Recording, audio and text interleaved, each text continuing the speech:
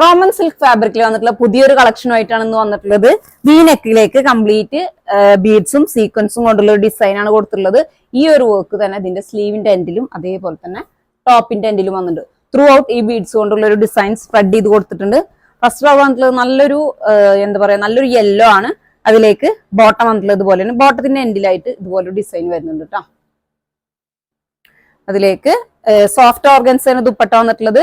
4 സൈഡും നല്ല beads work കൊണ്ടുള്ള ലേസ് വെച്ചിട്ടുള്ള നല്ല ബ്യൂട്ടിഫുൾ ദുപ്പട്ട.